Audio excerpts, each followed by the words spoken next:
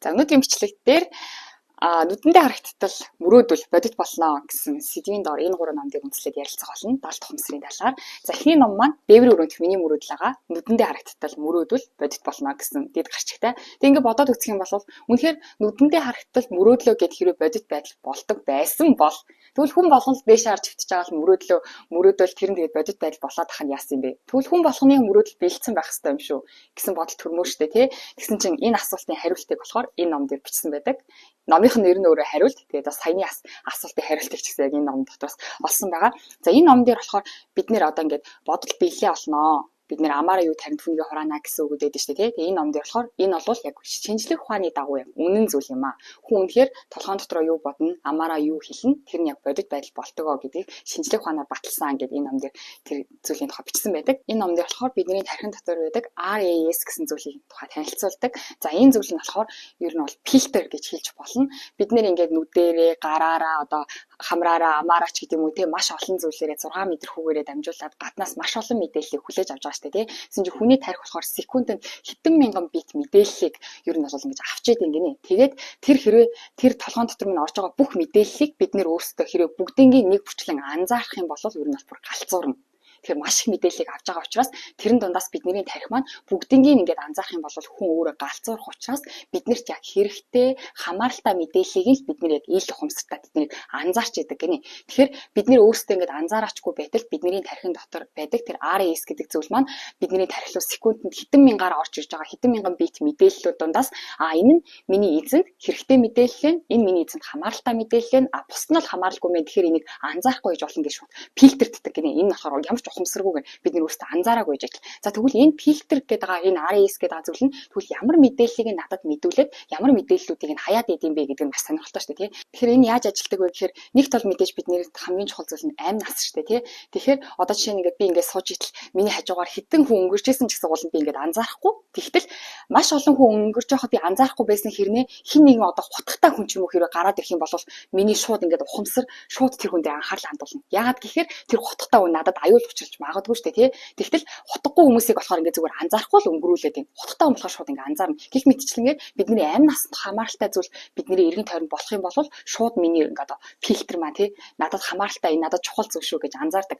Хоёрт нь болохоор надад хамааралтай зүйлсүүдийг. За жишээ нь ингээд 100 хүн зогсож илаа гэхэд тэр 100 хүн дундаас тэр 100 хүн нь манай ээж зогсож байгаа юм бол би шууд өөрхийн ээжийг анзаарна шүү дээ тий. Яагаад гэвэл надад хамааралтай учраас. Надад хамааралтай гэдэг нь бидний тархинд өдөр тутамдаа хардаг ч юм өдөр тутамдаа боддог зүйлсийг тархи маань энэ зүйл миний эзэнд маш чухал зүйл юм байна гэд анзаарч эхэлдэг. За тэгвэл бодол биелээ олно гэдэг нь юу гэсэн үг вэ гэхээр одоо би гадаадад ингээд тэтгэлэгтэй сурахыг хүсдэг байлаа гэж бодъё л да тий. За тэгвэл би одоо нэг Америкт ч юм уу тий. Америкт би тэтгэлэгтэй сурна, Америкт би тэтгэлэгтэй сурна гэх ингээд өөрөө хүсээл би ингээл тэмдэг дээр тий би Америкт тэтгэлэгтэй сурах болно гэл байнга ингээл би Америкт тэтгэлэгтэй сурна гэл боддог байлаа гэж бодъё л да тий. Тэгэх юм бол тархи маань манай эзэнд Америкт тэтгэлэгтэй сурна гэдэг нь маш чухал зүйл юм байна гэж тархи маань хүлээгээд авчих юм байл да тий. Тэгэнгүүтээ бидний эргэн тойронд одоо хэдэн мянган бит мэдээлэл миний тархи руу ингээд орж байгаа шүү дээ тий. Тэгэхээр тэр дундаас Америкт тэтгэлэгтэй сурахтай холбоотой мэдээлэл авах юм бол миний тархи шууд тэр RAS гэдэг зүйл нь шүүрч аваад надад ингээд мэдүүлнэ гэсэн үг.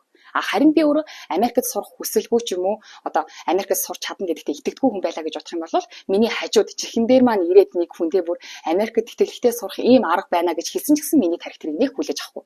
Ягаад гэвэл тархи маань тэр олон мэдээллүүдийг бүгднийг надад мэдүүлээд авах шаардлагагүй. Тэр дундаас надад чухал зүйлийг нь мэдүүлэх үүрэгтэй. Тэгвэл би өөрөө өдөр тутамдаа тий Америкт сурна гэж боддгоо байх юм бол тархи маань тэр зүйлийг нэг чухал гэж хүлээж авахгүй учраас миний анхаарлыг тэр зүйлд хандуулахгүй гэсэн. Харин би өдөр тутамдаа хүслээ бодоод ах юм бол нөгөө RAS гэдэг зүйл маань энэ зүйл чинь манай эзэнд хэрэгтэй шүүгээд нэг бүр тий би үнэхээр тархин дотор байнга Америкт би тэтгэлэгтэй сурна гэж тархин дотроо бүр ингээд ойлголцсон бол тэр хол хоёр хүн Америкт тэтгэлэгтэй сурах ийм арга байна гинэ гэж шивнжсэн ч гэсэн би тэрийг сонсно гэсэн үг. Тэгэхээр энэ маань юу гэсэн үг вэ гэхээр одоо бодол биелээ олно гэж тэмхүүд би ямар нэгэн зүйлийг одоо таталцлын хөлмөл гэж ярьдэн штэ тий. Би ямар нэг зүйлийг бодонгууд тэр зүйлийг би ингээд өөртөө татаад байгаа юм шиг ярьдаг. Гэхдээ миний хувьд болохоор энэ номыг уншаад нэг зүйлийг бодонгууд тэр бодсон зүйлийг би өөртөө татаад байгаа биш. Зүгээр л миний эргэн тойронд угаасаа л ингээд хар мянган мэдээлэл байдаг. Тэгээ хүний угаасаа тарих өөрөө маш өндөр потенциалтай. Тэгэхдээ тэр өндөр потенциалтай тэр зүйлдээ би юу хүсэж байгаа вэ гэдгийг хэлэх юм бол тарих маань угаасаа автоматар тэр зүйлийг хайж олоод надад мэдүүлэх юм байна. Тэр зүйл нь өмнө нь ч гэсэн миний хажууд байсаар байсан, боломж угаасаа байсаар байсан. Гэтэ би яг тэрийг хүсэх юм бол миний тарих тэр зүйлсүүдийг анзаарч надад мэдүүлнэ. Хүсэхгүй байх юм бол тэр миний хажууд боломж байсан ч гэсэн тэрийг тарих маань мэдүүлэхгүй юм байна. Тэгэхээр бодол биелэхээ олон гэдэг байгаа нь би нэг зүйлийг бодонгууд би болоход гаргаад ирж байгаа ш. Үнэхээр миний хажууд тэр зүйл байгааг харуулж өгөх юм байна, анзааруулах юм байна, анзаардаг болох юм байна гэж ойлгосон байгаа. Тэгээ энэ номон дээр тэр бодол биелэлээ олно гэдэг бол шинжлэх ухаанаар батлагдлаа. Яагаад шинжлэх ухаанаар батлагдсан бэ гэхээр бидний тарих бол тэр дундаас өөрийнхөө хүсэж байгаа зүйлсүүдийг хайж олох боломжтой байд юм аа. Тийм учраас бидний бодол бол биелэлээ олно гэж энэ ном дээр тайлбарласан байлээ. За хоёр дахь нөгөө дээврийн өрөөндөх миний мөрөөдөл энэ ном дээр болохоор дээврийн өрөөндөх миний мөрөөдөл гэл тэгэхээр би номын зохиолч нь өөрийнхөө тэр одоо дээврийнхаа өрөөндөө тий өөрийнхөө амьдардаг байшингийнхаа дээврийн өрөөнд орол мөрөөддөг байсан юм байна да гэж ойлгосон байхгүй зүгээр гарчийг нь хараад тэгсэн чинь уншаад утсан чинь дээврийн өрөө одоо бидний биеийг бол ингээ байшин гэж зөвөрлөл дээврийн өрөө гэдэг нь болохоор ингээ толгоо юм байл та. Тэгээ толгоон дотроо нөгөө мөрөөддөг мөрөөдөл гэсэн утгатай бидний тэгэхээр хүн болгон бүгдээрээ л толгоотой юм чинь бүгдээрээ ингээ дээврийн өрөөтэй гэсэн. Тэгээ дээврийн өрөөнд юу мөрөөднө тэр маань ингээ бодит байдалтай биелээ олно гэсэн санаатай дээврийн өрөө миний мөрөөдөл гэсэн гачигтай ном юм байлээ. За энэ номыг манай одоо юуны 70 дахь умсрын номын клуб дээр хамгийн түрүүнд уншиж эхэлж байгаа байхгүй юу. Тэгээ яг энэ ном дээр гараагүй ч гэсэн энэ номны тухай бид нэр ингээд ярилцаж байхдаа нэг гоё санаа хэлсэн нь ийм зүйл байсан. Одоо ингэдэг гинэ бид нэр ингээд одоо эерэг зүйл бодоол. За сая ингээд бид нэр юу бодно түүнийгээ татдсан байна. Бодол биелээ олт юм байна гэж ярьсан шүү дээ тий. Тэгвэл тэгвэл бид ингээд толгоон дотор ингээд урд нь ингээд энэ дээврийн өрөөнд дотор айгу сөрөг юмнэр боддог байсан байж болно шүү дээ тий. Тэнгүүтээ тэгвэл өнөөдрөөс би сөрөг зүйл биш эерэг зүйл бодё гэж шийдэнгүүт шууд гинт эерэг зүйл боддог болохгүй шүү дээ тий. 20 30 жилийн маань одоо тэр зуршил нэг өдөр алга болно гэж байхгүй тий. Тэгсэн чинь манай номын клуб дээр ярьсан нэг их айгу гоё арга танилцсан байхгүй. Тэр нь юу вэ гэсэн чинь бид ингээд одоо ингээд эерэг зүйл бодоо байжсэн ч гэсэн нөгөө зуршлын маань хуучин дадлын маань дагуу сөрөг зүйл бодож эхэлнэ. Тэгээ сөрөг зүйл бодонгуудаа бид нэр дахиад сөрөг юм бодчихлоо. Би дахиад ингээл муухай үг хэлээд ах юм ч юм уу те тэгэж стрессдэх юм бол нөгөө сөрөг мэдрэмжээ бүр үржүүлж байгаа гэсэн үг юм гинэ. Тэгэхээр сөрөг юм бодох юм бол би сөрөг юм ботчлоо гэж стресстгүйгээр аргагүй штэ би 20 жилийн турш 30 жилийн турш угаасаа л ингээд сөрөг зүйл бодож ирсэн юм чинь энийг би ингээд 2 өдрийн дотор 3 өдрийн дотор тэрийг алга болгоно гэж байхгүй штэ гэж ингээд айгуу гоо тайван хүлээж авах хэрэгтэй гинэ. Тэгээд баг багаар ингээд байцааны хальсыг хуулдаг шиг гэж яг тэр их чигээ тайлбарлаж өгчсэн. Байцааны хальсыг хуулдаг шиг сөрөг юм бодох болгондоо би өчигдрөөсөө арай бага сөрөг юм бодож जैन. Өнөөдөр сөрөг юм бодсон ч гэсэн маргааш өнөөдрөөсөө арай бага бодно гэх нэг алхмаар би өөрчлөгдөнө гэж бодох хэрэгтэй гэдгийгсэн байсан. Тэгээ үүнтэй холбоотойгоор бас сайтны сэтгэлгээний нууц гэсэн энэ ном дээр тэгсэн байдаг. Бид нэр ингээд одоо өөрийнхөө хуучин ядмаг сэтгэлгээг ингээд гой баялаг бүтээл сэтгэлгээ болгоод өөрчлөхөд яг л саяны хэлсэн жишээний дагуу хуучин бодлууд маань хуучин зуршлынхаа дагуу бид нэр бодож эхэлдэг. Тэнгүүд энэ ном дээр болохоор тийм аргыг бас танилцуулсан байлээ. Яг ингээд сөрөг бодоод эхэлнэ шүү дээ тий. Тэнгүүдээ тэгж хэлгэнэ. Тэр сөрөг бодолтой хандаад яг өөр хүнд хэлж байгаа юм шиг. Саналаа солилцсонд баярлаа. Одоо би өөрийнхөө юм хий да. Сөрөгийг бодоод эхлэв. Би сөрөгийг бодчихлоо яана гэж бодохгүйгээр саналаа хэлсэнд баярлаа. Одоо би өөрийнхөө юм хий да. Саналаа хэлсэнд баярлаа гэж зүгээр элдгээр буцаагаад явуулаарай гэсэн байсан. Тэгэхээр дээврийн өрөө гэдэг чинь бидний толгоо гэдгсэн шүү дээ тий. Тэгэхээр бидний толгоон дотор ямар нэгэн урилгагүй тийм хуучин зуршлын маань дагуу урилгагүй тийм одоо сөрөг бодол орж ирэх юм бол дээврийн өрөөнөөс амар миний дээврийн өрөөнөөс гар бар гэж орилох юм бол би өөрөө стресстэй сөрөг мэдрэмжэнд үржигдэх учраас дээврийн өрөөнд маань сөрөг бодол ороод ирэх юм бол буцаагаад за орж ирсэн баярлаа, саналаа солилцсон баярлаа. Одоо буцаад гарна уу гэд 50 гаргах хэрэгтэй юм гэдгсэн. Энэ айгүй энгийн инээдтэй юм шиг арга хэрнээ айгүй үр дүнтэй ах юм шиг санагдаад танилцууллаа. За тэгвэл бодит амьдрал дээр яаж хэрэгжүүлэх вэ? Тэр нь чухал шүү дээ, тий. Жишээ нь одоо энэ хариулт ном дээр бол та толгойн дотор юу бодно? Тэр бодож байгаа зүйлсүүд ичил дэлхийн ертөнцийн дээр хаана тэр бодож байгаа зүйлтэй чинь адил төстэй зүйл байна. Тэрийг чинь бүгднийг танд анзаарагддаг болгоно. Жишээ нь одоо толгойн дотор хог бодох юм бол дэлхий дээр хаана хог вэ? Тэр хогтой холбоотой мэдээлэл хог хааны тэр болгоныг бид нэр тэр анзаарч эхэлнэ. Харин тархин дотор хүсэл мөрөөдлөө бодох юм бол тэр хүсэл мөрөөдөлтэй зүйлс хааны тэрийг чинь нөгөө нэг тэр фильтр чинь татаад өөрт чинь мэдүүлнэ гэдэг хичлээ, тий. За тэгвэл энэ их дэлхий дээр чинь ингээ сайн муу бүх зүйлсүүд байна. Тэгвэл тэр зүйлсүүдээс би тэгвэл юуг нь татах вэ гэдэг нь миний хүсэл мөрөөдөл шүү дээ, тийм үү? Хүсэл мөрөөдөл өөртөө татахыг хүсэж байна. Тэгэхээр тархиндаа мэдүүлэх хэрэгтэй. За тэгвэл тархиндаа мэдүүлэхийн тулд иймэрхүү ном дээр одоо маш олон аргыг хэлсэн байдаг шүү дээ, тийм.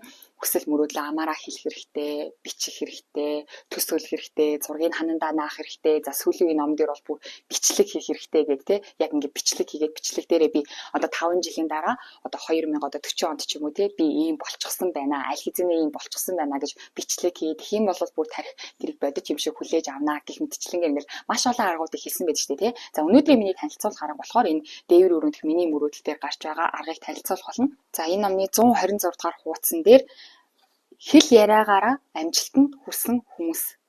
Хэл яриагаараа амжилтанд хүрсэн хүмүүс. Тэгэхээр даалт ухамсараа өөрчлөх миний хувьд одоо ингээд маш олон энэ дээр бичсэн аргуудыг уншаад энэ дундаасаа хамгийн үр дүнтэй нь болов гэж бодсон. Хэл яриагаар эхлээд амжилтанд хүрсэн хүн. Та юу болохыг хүсэж байна? Амьдралдаа юуг одоо өөртөө татахыг хүсэж байна? Хаана хүрэхийг хүсэж байна? Тэр болгоныгоо эхлээд хэл яриагаар эхлээд биежүүлэх гинэ хамгийн түрүүнд хэл яриагаараа. За мэдээж төсөөлөх, зураг гэх мэт маш олон арга байгаа ч гэсэн хамгийн түрүүнд хэл яриагаа. Яг тэгвэл миний амнаас гарч байгаа үг, таны амнаас гарч байгаа үгийг хэн хамгийн түрүү сонсох вэ гэхээр миний амнаас гарч байгаа үгийг миний чих хамгийн түрүүнд сонсно. Таны амнаас гарч байгаа үгийг таны чих хамгийн түрүүнд сонсно. Тэгэхээр бид нэр жихээрээ юу оруулна, нүдэрээ юу харна, тэрийг маань тарих маань боддог. Тэгвэл тарих маань тэрийг ингээд бийжүүлээд байгаа шүү дээ, тий. Тэгэхээр хамгийн түрүүнд эхлээд хэл яриагаа засах хэрэгтэй юм гинэ. За энэ дээр бас ингэж бичсэн байна. За тэдний буюу нөгөө хүсэл мөрөөдлөг биелүүлсэн хүмүүс, тий. Тэдний мөрөөдлөө сүртэй биш энгийнээр илэрхийлж чаддаг нь тэр хэмжээгээр өөрийн амжилтыг эргэж буцалтгүй болох ёстой зүйл гэж хүлээн авч байгаа учраас тэр юм. Би тийм зүйлийг хийнэ, хийж чаднаа гэж хэлж байгаа нь өөрөө тэр зүйлийг угаасаа миний амьдралд болох ёстой зүйл гэж хүлээж авч байгаа юм илэрхийлэл гинэ. Амжилт бат итгэлээс шууд хамааралтай байдаг. Амжилтандаа бат итгэхгүй байгаа хүн амжилтанд хүрэх алхам хийж чаддаггүй. Бат итгэлтэй байгаа хүн одоо ийм ангал байлаа гэхэд тэр ангалыг одоо би ингээ хараагаад давж чаднаа гэсэн бат итгэлтэй хүн хараа штэ, тий. Харсан чинь би нэг хараагаад хүрч чадахгүй юм шиг байна гэж итгээд би тэрийг давж чаднаа гэсэн итгэл авахгүй бол хүн харахгүй штэ, тий. Тэгвэл бат итгэлтэй ах юм бол хараад чадна. Тэгвэл одоо бат итгэлээ бий болгохын тулд болохоор амаараа байнга би хараад чадна, би хараагаад гарч чадна гэдгийг өөрөө өөртөө хэлэх хэрэгтэй юм гинэ. За тэгээд ингэсэн байна. Амжилтанд хүрэхийг хүсэж байгаа бол амжилтыг болох ёстой зүйл хэмээн хүлээн авах ёстой юм шүү. Болох ёстой зүйл. Энэ зүйл одоо би одоо 55 кг болохыг хүсэж байгаа байхгүй тий. Тэгэхээр би 55 кг болж чадах болов уу, чадахгүй болов гэж хэл яриагаараа өөрийгөө эргэлзүүлэх биш. Би угаасаа 55 кг байх ёстой. Угаасаа миний байх ёстой байрлал энэ 55 кг. Тэгтэл би өөрөө одоо юу вэ? 55-аас их килограмм байна гэдэг нь одоо би өөрөө байх ёстой байрлалаасаа өөр газар очсон байна гэсэн үг шүү дээ. Тэгэхээр би байх ёстой байрандаа очихын тулд би яах ёстой вэ? Тэгэхээр энэ миний авах гээд байгаа, миний хийхийг хүсэж байгаа зүйл бол угаасаа л минийх болох ёстой. Тэгтэл би өөрөө энэ байралтаа байхгүй байх гэдэг нь би тэгвэл тийшээ очиж чадах болов гэж бодох биш. Угаасаа болох ёстой. Тэгтэл би одоо өөр газар байна гэдэг чинь би болох ёстой газар руугаа галс хурдан очих ёстой гэсэн үг. Энэ бол болох ёстой. Энийг хүсэж байгаа зүйл биш, миний болох ёстой зүйл гэж бат итгэх хэрэгтэй гинэ. Тэгээд тэр бат итгэж байгаа юу үгүй юу гэдэг нь амаар нь үгээр нь илэрхийлдэг. Тэгэхээр энэ ном дээр бичсэн байгаа энэ амжилтанд хүрчихсэн, амжилтанд хүрэхээс өмнө ер нь төсөөлөөд үг яриагаараа өөрчлөлт амжилтанд хүрсэн хүмүүсийн нийтлэг онцлог нь эхлээд үгээрээ амжилтанд хүрдэг гинэ. Үгээрээ амаараа эхлээд тэр зүйлийг би минийх болох ёстой гэдгийг хүлээн зөвшөөрдөг. Тэгээ амаараа тунхаглах тусам таны амнаас гарч байгаа үгийг таны чих хамгийн түрүүнд сонсох учраас тархич нь тэр зүйлийг миний эзэн энэ зүйлийг хийх ёстой юм байна, чухал юм байна. Тэгвэл яаж хийх вэ? Би энийг хийх ёстой гэнгүүт нөгөө тархи маань тэгвэл би яаж хийх вэ гэж ажилтдаг. Харин бидний тархи залхах учраас би энийг хийх үү, хийхгүй юу? Хийж чадах болов уу, чадахгүй болов уу гэж бодох юм бол нөгөө залхуу тархи маань хийж чадахгүй шүү дээ. Хийхгүй л та. Амархан зүгээр гоё ингэ хөвтөл байж л та гэж боддог. Харин хийх ёстой гэж бодчих юм бол нөгөө залхуу тархи маань хийх ёстой юм бол яаж хурдан хийх вэ? Үнэхээр хүсээд байгаа миний эзэн хүсээд байгаа бол тэр зүйлийг яаж хурдан авч өгөх вэ гэж яаж гэдэг дээр ажилдаг.